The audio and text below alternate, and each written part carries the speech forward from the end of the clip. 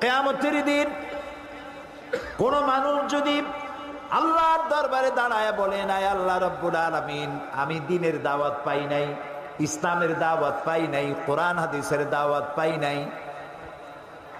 তাহলে কিয়ামতের ময়দানে এই কথা যদি কোনো অমুসলিম বলে, মুসলমানের আল্লাহর দরবারে দায়ী হয়ে যাবে। তোমরা উম্মতে দাওয়াত। প্রিয় ভাই সব, আমরা নামাজ পড়ি, কিন্তু আমার প্রতিবেশী নামাজ পড়ে না। আমি কি তাকে কখনো নামাজের দাওয়াত দিয়েছি? আমার প্রতিবেশী সুদ ঘুষের মধ্যে লিপ্ত আছে, আমি সুদ ঘুষ খাই না, এর কাছেও যাই না, আমি কি তারে বাঁচাইতে চেষ্টা করেছি? যদি না করে থাকি, তাহলে এই দাওয়াতের হক আমি আদায় করতে পারি নাই।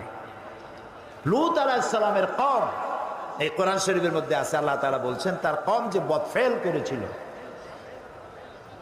সেই বদফেলের কারণে আল্লাহ তাআলা